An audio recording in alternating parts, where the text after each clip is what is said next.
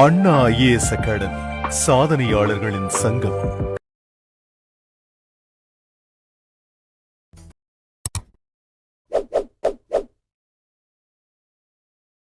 அதுக்கு அடுத்தபடியா நம்ம யாரை பார்க்க போறோம் அப்படின்னா அயோத்திதாசரை பார்க்க போறோம். சரிங்களா?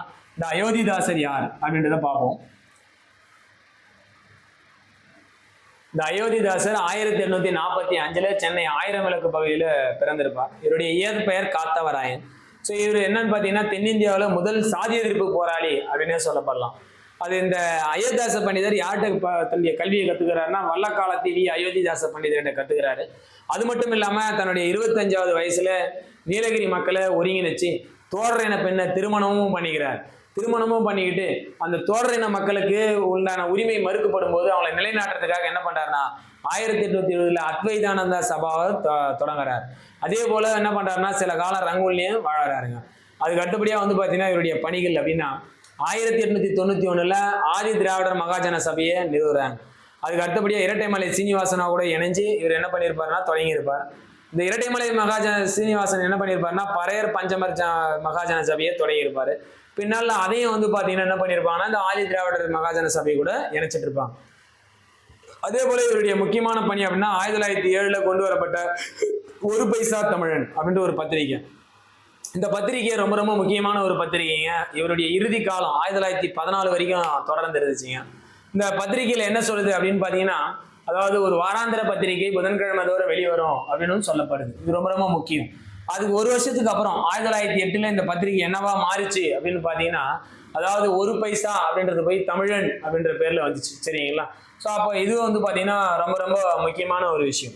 அதுக்கு அடுத்தபடியா இவர் என்ன பண்றாருன்னா பௌத்த மதத்துக்கு மாறுறதுக்காக இவர் என்ன சொல்லியிருப்பாருன்னா ஒரு மக்கள் தொகை கணக்கெடுப்புல ஆதி திராவிடர்னு சொல்லாதீங்க, தாழ்த்தப்பட்டவர்னு சொல்லாதீங்க, சாதியற்ற தமிழர்கள்னு சொல்லுங்க அப்படின்னு சொல்லி வேண்டி கேட்டிருப்பாரு. யாருன்னா நம்ம அயோத்திதாச பண்டிதர். அதன் அடிப்படையில இவர் ஒரே மதம் தான் வந்து பாத்தீங்கன்னா 2000 ஆண்டுகளுக்கு முன்னாடியே தோன்றுச்சு, அதுதான் வந்து பாத்தீங்கன்னா அத்தனை உண்மைகளும் சொல்லுதுன்னு சொல்லி பௌத்த மதத்துக்கு மாறுவார். அப்ப பௌத்த மதத்துக்கு மாறுறதுக்காக இவர் யாரை போய் சந்திக்கிறார் அப்படின்னா HS ஆல்காட்டை சந்திக்கிறார். அப்ப HS ஆல்காட் என்ன பண்றாருன்னா சுமங்கல நாயகர்கிட்ட விடுறார். அந்த சுமங்கல நாயகர்கிட்ட யார் கத்துக்கிறார் அப்படின்னா அயோத்திதாச பண்டிதர் பௌத்த கல்வியை கத்துக்கிறார். இது ரொம்ப ரொம்ப முக்கியமான ஒரு விஷயம். அதன் அடிப்படையில் 1898 சாக்கிய பௌத்த சங்கம் அல்லது சாக்கிய பௌத்த சொசைட்டி அப்படின்றத தொடங்கினவர் யாருன்னா நம்ம அயோத்திதாச பண்டிதர். ஸோ இது ரொம்ப ரொம்ப முக்கியங்க. இப்பேற்பட்டவர் நம்மளை விட்டு எப்போ பிரியார் அப்படின்னா 1914 பிரிஞ்சிட்டார். ஸோ அதுக்கு அடுத்தபடியாக நம்ம என்ன பார்க்க போறோம் அப்படின்னு பார்த்தீங்கன்னா இரட்டைமலை சீனிவாசன். ஸோ இந்த இரட்டைமலை சீனிவாசன் எப்போ பிறந்தார் அப்படின்றது பார்ப்போம். 1859 ஜூலை 7 பிறந்திருக்கிறாரு. இவர் பிறந்த இடம் செங்கல்பட்டு கோழியாளர் கிராமம் அப்படின்னு சொல்லக்கூடியது. இவரும் வந்து பாத்தீங்கன்னா தலித் இயக்க முன்னோடி அப்படின்னு சொல்லப்படுதுங்க. இந்த இரட்டைமலை சீனிவாசன் 1890 எங்க குடிபெயர்றார் அப்படின்னு பாத்தீங்கன்னா சென்னைக்கு வரார். அப்ப அதுக்கு முன்னாடி வரைக்கும் இவர் வாழ்க்கையில சந்திச்சது என்னன்னா சாதி ஏற்றத்தாழ்வுகள் அதாவது சாதி கொடுமைகள். அப்ப அது என்ன சார் சாதி கொடுமை அப்படின்றது நம்ம பார்க்கலாம். இந்த சாதி கொடுமை அப்படின்னு சொல்லி இவர் என்ன பண்றாருன்னு பார்த்தீங்கன்னா தன்னுடைய குடும்பத்தை தஞ்சைக்கு கொண்டு போறாங்க.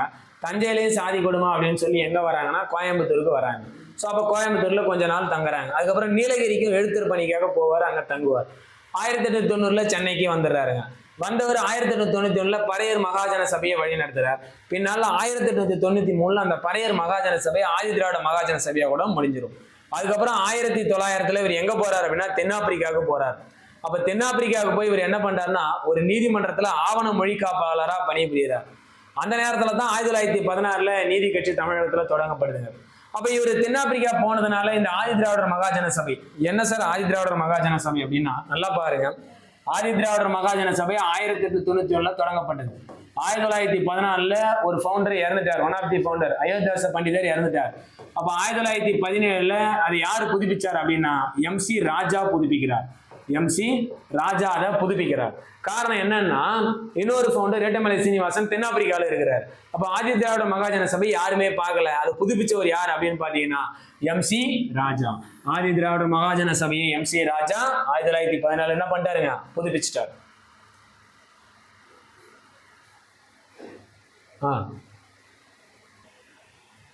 அப்போ 1917 MC ராஜா என்ன பண்றாருன்னு பாத்தீங்கன்னா புதுப்பிக்கிறார். எதை ஆதி திராவிட மகாஜன சபா. அதே போல 1920 முதல் தேர்தல் நடக்குதுங்க. அப்ப முதல் தேர்தலில் ஆதி திராவிடர் எத்தனை பேரை தேர்ந்தெடுக்கிறாங்க அப்படின்னா 5 உறுப்பினர்கள். நல்லா பாருங்க, 1920 இருந்து 1937 வரைக்குமே தேர்ந்தெடுக்கப்பட்ட ஆதி திராவிடர்கள் அத்தனை பேருமே நியமன உறுப்பினர்கள். சரிங்களா? எல்லாருமே நியமனம் பண்ணி தான் தேர்ந்தெடுக்கப்பட்டாங்க. யாரையும் வந்து பாத்தீங்கன்னா மக்களால ஓட்டு போட்டு தேர்ந்தெடுக்கல. அதுக்கு அடுத்தபடி 1923 தேர்தலில் ஒரு 10 உறுப்பினரை தேர்ந்தெடுப்பாங்க. இந்த 10 உறுப்பினர்ல தான் யார் இருப்பாங்க அப்படின்னா இரட்டைமலை சீனிவாசனும் எல்சி குருசாமி அப்படின்றவர் இருப்பாரு. முனுசாமி இல்லைங்க, எல்சி குருசாமி அப்படின்றவர் இருப்பாருங்க. அப்ப இவங்களாம் தேர்ந்தெடுக்கப்பட்ட ஒரு உறுப்பினர் 10 பேர். அப்ப சட்டசபையில இவர் உள்ள வந்ததுமே என்ன பண்றாருன்னா தன்னுடைய செல்வாக்க இவர் பார்த்தீங்கன்னா செயல்படுத்துறாரு. அதன் அடிப்படையில இவர் என்ன சொல்றாரு அப்படின்னா ஃபர்ஸ்ட் மணிகர்ணம் அப்படின்னு சொல்லக்கூடிய அந்த முறை, அதாவது கிராம நிர்வாக அதிகாரிகள் எங்க வர்றதில்லை அப்படின்னா சேரி இன பகுதிகளுக்கு வர்றதில்லை அப்படின்னு சொல்லுவாரு. ஸோ அதையும் வந்து பாத்தீங்கன்னா இவர் எடுத்து பேசியிருப்பார். அதுக்கு அடுத்தபடியா அது எப்போ நடைமுறைக்கு வரும், இவர் சொன்னது வந்து பாத்தீங்கன்னா 1923 சொல்லியிருப்பாருங்க. ஆனா இது எப்போ சட்டமாகும் அப்படின்னா 1980 எம்ஜிஆர் காலகட்டத்துல தான் இது என்ன ஆகும்னா சட்டமா மாறும். அப்ப என்னன்னா அந்த கிராம மணியம் சொல்லக்கூடிய விஏஓ சேரி இன பகுதிகளுக்கு வர்றதில்லை. இந்த பிரச்சனை 23 எடுத்து சொல்றாரு. எப்ப நடைமுறைப்படுத்துறாங்கன்னா 80 நடைமுறைப்படுத்துவாங்க. அப்ப இந்த மணிகர்ணம் அப்படின்ற பதிவு போய் என்ன வந்துடும் அப்படின்னு பாத்தீங்கன்னா விஏஓ பதிவு வந்துடும், கிராம நிர்வாக அலுவலர் பதிவு கொண்டு வந்துருவாங்க. அதே போல மது ஒழிப்பு தீர்மானத்தையும் கொண்டு வந்துருவார். இவரு மது ஒழிக்க சொல்லி போராடுவார். குறைஞ்சபட்சம் அட்லீஸ்ட் விடுமுறை நாள்லயாவது மூடிங்களா அப்படின்னு சொல்லி கேட்டிருப்பாரு. அதன் அடிப்படையிலேயே ஒரு தீர்மானத்தை கொண்டு வருவாங்க. அந்த தீர்மானத்தை எப்ப நிறைவேறுது அப்படின்னா செப்டம்பர் 24, 1929 நிறைவேறிடும். சரிங்களா? அதே போல ஆலய நுழைவு தீர்மானம், இந்த ஆலய நுழைவு தீர்மானமும் ரொம்ப ரொம்ப முக்கியமான ஒரு விஷயம். ஆனா அது யாருமே கண்டுக்கல, கவர்னர் எதையுமே ஒப்புதல் கொடுக்கல.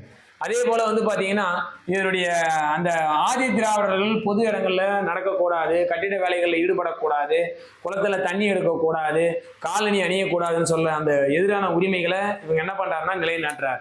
இதெல்லாம் பண்ணலாம் அப்படின்னு சொல்லி அப்ப இவருடைய நடவடிக்கைக்காக ஒருத்தர் வந்து பாத்தீங்கன்னா ஒப்புதல் கொடுக்குறாரு. யாருன்னா சிபி காட்டூஸ். அவர் ஒப்புதல் கொடுத்து அது அரசு இதழிலேயே வெளியே வருது. எப்போ அப்படின்னா 1925 வெளியே வருது. ஸோ இது ரொம்ப ரொம்ப முக்கியம். அதே போல இவர் கொஞ்ச நாள் லண்டன்ல இருந்து அம்பேத்கருக்கு ஆதரவாகவும் செயல்பட்டார் இந்த இரட்டைமலை சீனிவாசன். அப்ப வட்டமேசை மாநாடுகள் லண்டன்ல நடைபெற்று இருக்குது. இந்த வட்டமேசை மாநாடுகள்ல அம்பேத்கருக்கு ஆதரவா யார் போய் பேசுறா அப்படின்னா தமிழகத்துல இந்த இரட்டைமலை சீனிவாசனும் எம்சி ராஜாவும் போய் பேசுவாங்க. அப்ப இரட்டைமலை சீனிவாசனுக்கு வாய்ப்பு கொடுப்பாங்க, பேசுறதுக்கு பேசிட்டு இருப்பார். அந்த நேரத்துல எம்சி ராஜாவுக்கு வாய்ப்பு கொடுக்க மாட்டாங்க. அப்ப எம்சி ராஜா கோபத்தோட பிரிஞ்சு வந்து யாருக்கு ஆதரவு தெரிவிப்பார்னா காந்திக்கு ஆதரவு தெரிவிப்பார். அதே போல அந்த காந்தி இர்வின் ஒப்பந்தம், சரிங்களா, அது ரொம்ப ரொம்ப முக்கியமான ஒரு விஷயமா நம்ம பார்த்துருப்போம் 1932. அதே போல இங்க வந்து பாத்தீங்கன்னா பூனா ஒப்பந்தம், இதுவும் ரொம்ப ரொம்ப முக்கியமான ஒரு விஷயம். இந்த பூனா ஒப்பந்தம் யாருக்கு மத்தியில போடப்படுது அப்படின்னா காந்தி வர்சஸ் அம்பேத்கர். அப்ப அம்பேத்கருக்கு ஆதரவா கையெழுத்து போட்டவன் யாருன்னா சீனிவாசன்.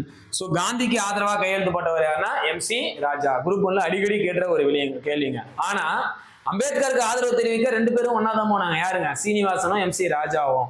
ஸோ அங்க போயிட்டு பேசுறதுக்கு வாய்ப்பு கொடுக்காதனால எம்சி ராஜா காந்திக்கு சப்போர்ட் பண்றாரு, இரட்டைமலை சீனிவாசன் அம்பேத்கருக்கு சப்போர்ட் பண்றாரு. இது ரொம்ப ரொம்ப முக்கியமான ஒரு விஷயங்க. ஸோ அதுக்கு அடுத்தபடியா என்ன நடக்குது அப்படின்னு பாத்தீங்கன்னா இந்த இரட்டைமலை சீனிவாசனுடைய தன்னலமற்ற சேவையை பாராட்டி பிரிட்டிஷ் அரசாங்கம் ஒரு பதவிகளை கொடுக்குது. இதுதான் ரீசெண்டா நடந்த குரூப் 4ல கூட கேட்ட ஒரு வினாங்க.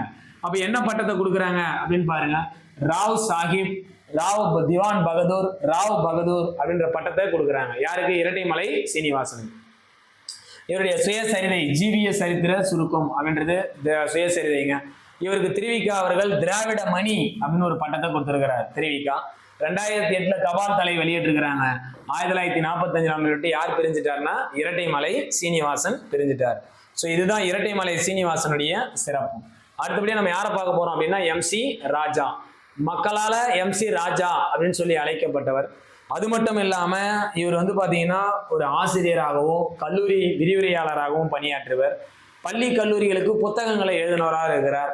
மக்களால தான் இவரை மயிலை சின்னத்தம்பி ராஜா அப்படின்னு சொல்லி அழைக்கப்படுதுங்க. இவர் சட்டசபையில வந்து பாத்தீங்கன்னா நியமனம் மூலியமா தேர்ந்தெடுக்கிறாங்க. முதல்ல சட்டசபையில ஆதி திராவிடர்னு சொல்லாதீங்க, அதே போல தாழ்த்தப்பட்டவர்னு சொல்லாதீங்க, சரிங்க, தாழ்த்தப்பட்டவர்னு சொல்லாதீங்க, பறையர்னு சொல்லாதீங்க, பஞ்சமர்னு சொல்லாதீங்க, எங்களை ஆதி திராவிடர்னு சொல்லுங்க அப்படின்னு சொல்லி சமூக அந்தஸ்தை கொண்டு வந்தவரே இவர் தான். அப்ப 1922 பறையர் பஞ்சமர்னு சொல்லாம எங்களை ஆதி திராவிடர் அப்படின்னு வார்த்தையை பயன்படுத்துங்கன்னு சொல்லி அதிகாரப்பூர்வ தீர்மானத்தை கொண்டு வந்தவர் யார் அப்படின்னு பாத்தீங்கன்னா எம்சி ராஜா. அதே போல 1928 அகில இந்திய ஒடுக்கப்பட்டோர் சங்கத்தை தொடங்குறாரு. தொடங்கி அதுல நீண்ட காலமா அதுக்கு தலைவராகவும் இருந்திருக்கிறார். யாருன்னா நம்ம MC ராஜா. நீதி கட்சியுடைய கடைசி அரசர் கூர்ம வெங்கட ரெட்டி அல்லது KV ரெட்டி, அவருடைய அமைச்சரவையில இவர் வளர்ச்சித்துறை அதிகாரியா பணிபுரிஞ்சார். யார் அப்படின்னா MC ராஜா. ஸோ இதுதான் MC ராஜாவுடைய முக்கியமான சிறப்பு. அது ஆரம்ப காலகட்டத்தில் பள்ளி கல்லூரிகளுக்கு என்ன பண்றாருன்னு பார்த்தீங்கன்னா புத்தக பணிகளை எழுதுறார், பாட புத்தகங்களை எழுதுறார். இவர் ஆசிரியர் பணியும் மேற்கொள்றார். மக்களால் இவர் என்ன சொல்லி அழைக்கப்படுது அப்படின்னா MC ராஜான்னு சொல்லி அழைக்கப்படுது. 1922 பறையர் பஞ்சமன்னு சொல்லாதீங்க, ஆதி திராவிடர்னு சொல்லுங்க அப்படின்னு சொல்லி தீர்மானத்தை கொண்டு வந்தவர். 1928 அகில இந்திய ஒடுக்கப்பட்டோர் சங்கத்தை தொடங்கி அதுல நீண்ட காலம் தலைவராகவும் இருக்கிறாருங்க. ஸோ கூர்ம வெங்கட ரெட்டி அதாவது KV ரெட்டியுடைய அமைச்சரவையில வளர்ச்சித்துறை அதிகாரியாகவும் பணிபுரிகிறார். ஸோ அடுத்தபடியாக நம்ம யாரை பார்க்க போறோம் அப்படின்னு பார்த்தீங்கன்னா சிங்கார வேலர். என்ன வேலர்? சிங்கார வேலர். சென்னை மாகாண தொழிலாளர் இயக்க நடவடிக்கைகளை ஒரு முன்னோடி அப்படின்னே பார்க்கலாம். யாருன்னா சிங்கார வேலரை. அப்ப என்ன சார் இவரை முன்னோடின்னு சொல்றோம் அப்படின்னா தொழிலாளருக்காக பாடுபட்டவர். இந்துஸ்தான் உழவர் உழைப்பாளர் கட்சி அப்படின்ற ஒரு புரட்சிகர கட்சியை தொடங்கினவர் யார் அப்படின்னா தெரிவிக்கா. ஸோ அதே போல மேலை நாட்டு அறிஞர்களுடைய கருத்துக்களையும் அவங்க கொண்டு வந்த அந்த நூல்களையே இவர் தமிழ் மொழியில வந்து பாத்தீங்கன்னா மொழிபெயர்ச்சிருக்கிறார். தமிழ் மட்டும்தானா சார் அப்படின்னா தமிழ், ஆங்கிலம், உருது, ஜெர்மன், பிரெஞ்சு எல்லாத்துலயுமே வந்து பாத்தீங்கன்னா இவர் இது பண்ணியிருக்கிறாருங்க. அதுக்கு அடுத்தபடியா ஆசியாவிலேயே முதல்ல மே தினத்தை கொண்டாடியவர் அல்லது மே தின விழாவை ஏற்பாடு செய்தவர் அப்படின்னு சொல்லலாம். ஸோ ஏன்னா மே தினம் கண்டவரே நம்ம யாரை தான் சொல்றோம்னா சிங்கார வேலர். அதுக்கு அடுத்தபடி 1925 பொது உடைமை கம்யூனிஸ்ட் கட்சி சார்பா தலைவர்கள்ல ஒருத்தராக இருக்கிறாருங்க. யார் அப்படின்னு பாத்தீங்கன்னா நம்ம சிங்கார வேலர். அது மட்டும் இல்லாம தொழிலாளன் அப்படின்ற ஒரு பத்திரிகையை நடத்தினவருங்க. சரிங்களா? ஸோ ரொம்ப ரொம்ப முக்கியமான ஒரு விஷயம். அதாவது TNPSC கூட அடிக்கடி கேட்டிருந்தாங்க, தொழிலாளன் அப்படின்ற ஒரு பத்திரிகையை நடத்தினவர். இந்த தொழிலாளன் பத்திரிகையுடைய ஆசிரியர் யாருன்னு கேட்டா யாரை சொல்லணும்? சிங்கார வேலர். ஸோ இதுதான் இவருடைய சிறப்பு. ஸோ அதுக்கு அடுத்தபடியா கடைசி நபர் நம்ம யாரை பார்க்க போறோம் அப்படின்னு பாத்தீங்கன்னா மாண்புமிகு மரியாதைக்குரிய பெரியார் அவரை பார்க்க போகிறோம். அப்போ பெரியாருடைய பணிகளை மட்டும் நம்ம இங்க பார்க்க போறோம். சரிங்களா? அப்ப 1929 சரி 24. ஆனா இதுக்கு முன்னாடி நம்ம பெரியாரை பத்தி தெரிஞ்சுக்கணும் அப்படின்னா பெரியார் ஒரு மிகச்சிறந்த சமூக சீர்திருத்தவாதி அப்படின்னு சொல்லியிருப்போம். அப்போ 1919 இவர் என்ன பண்ணியிருப்பாருன்னா INC உடைய உறுப்பினராக சேர்ந்திருப்பார். அதுக்கப்புறம் 1925 INC-யை விட்டு வெளியேறி இருப்பார். சரிங்களா? அப்ப INC விட்டு ஏன் வெளியேறாரு அப்படின்றது நம்ம நல்ல ரீசன் தெரியும். காரணம் என்னன்னா இவர் சேரன் மாதேவி குருகுல பள்ளியில் ஏற்பட்ட அந்த உணவு பரிமாற்றத்துல ஏற்றத்தாழ்வு அதை தட்டி கேட்டாரு. அது மட்டும் இல்லாம அந்த சேரன் மாதேவி குருகுல பள்ளி யாரால தொடங்கப்பட்டதுன்னா VV சுப்பிரமணிய ஐயரால தொடங்கப்பட்ட ஒரு பள்ளி, காங்கிரஸ் கட்சிக்காரர்களால தொடங்கப்பட்டது. ஸோ அப்போ தட்டி கேட்பாரு, அதுக்கும் செவி சாய்ச்சிருக்க மாட்டாங்க. 1925 காஞ்சிபுரம் மாநாட்டில் என்ன பண்ணிருப்பாருன்னு பார்த்தீங்கன்னா இடஒதுக்கீடு கேட்டிருப்பாரு. தாழ்த்தப்பட்ட மக்களுக்கு இடஒதுக்கீடும் தந்திருக்க மாட்டாங்க. அப்ப இடஒதுக்கீடு தராதனாலும் சேரன் மாதேவி குருகுலத்தில் ஏற்பட்ட பிரச்சனையை களையாதன் காரணமாக இவர் காங்கிரஸை விட்டு வெளியேறி அதே 1925 ஒரு இயக்கத்தை தொடங்குறாரு. என்ன இயக்கம் அப்படின்னு பார்த்தீங்கன்னா சுயமரியாதை இயக்கம். சரி, அப்ப சுயமரியாதை இயக்கத்தை யார் தொடங்குறாரு அப்படின்னா பெரியார் தொடங்குறார். அப்ப நல்லா பார்க்கலாம். 1924 கேரளால வைக்கம் அப்படின்ற இடத்துல தலைமை தாங்கி போராட்டத்தை நடத்துவார். இது முதல்ல போராட்டத்தை தலைமை தாங்க யாருன்னா மதுரை ஜார்ஜ் ஜோசப், ரோசாப்பு துறை அப்படின்னு அழைக்கக்கூடிய ஜார்ஜ் ஜோசப் அப்படின்ற ஒரு தலைமை தாங்குவார். அதுக்கப்புறம் வந்தவர் தான் யாருன்னா பெரியார். அதுக்கு அடுத்தபடியா அந்த வருடாந்திர மாநாட்டுல நிறைவேறாதனால இவர் என்ன பண்றாருன்னா காங்கிரஸை விட்டு 1925 வெளியேறார். வெளியேறி எந்த இயக்கத்தை தொடங்குறாரு அப்படின்னா சுயமரியாதை இயக்கத்தை தொடங்குறார்.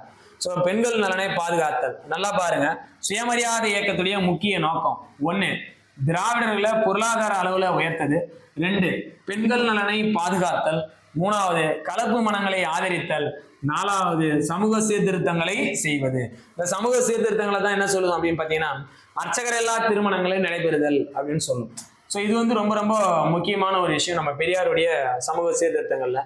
அதே போல பெரியாருக்கு வந்து பாத்தீங்கன்னா ஈவே ராமசாமிக்கு பெரியார் அப்படின்ற ஒரு பட்டத்தை கொடுத்திருப்பாங்க.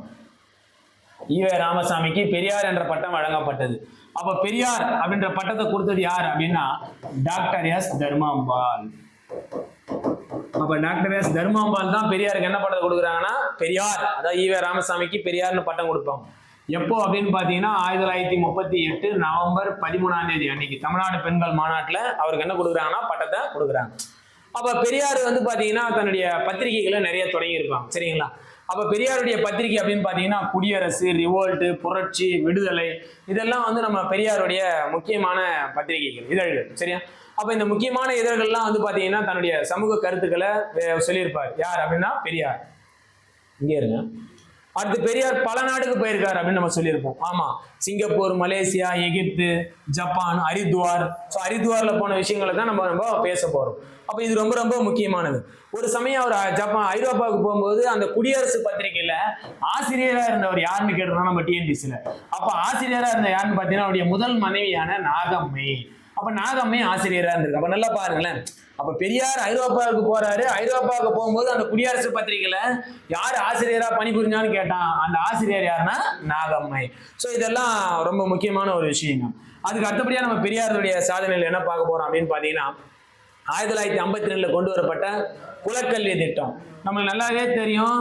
1952 குலக்கல்வி திட்டத்தை கொண்டு வந்தவர் யார் அப்படின்னு பாத்தீங்கன்னா ராஜாஜி அப்படின்னு கொண்டு வருப்போம். அப்ப ராஜாஜி குலக்கல்வி திட்டத்தை கொண்டு வந்ததுனால என்ன பண்ணாங்க அப்படின்னா எதிர்ப்பு தெரிவிச்சாங்க. அப்ப எதிர்ப்பு தெரிவிச்ச நபர் தமிழகத்துல 2 பேர், ஒருத்தர் காமராசர், இன்னொருத்தர் பெரியார். சோ இதையும் தட்டி கேட்டவர் பல முறை சிறை சென்றிருக்கிறார்.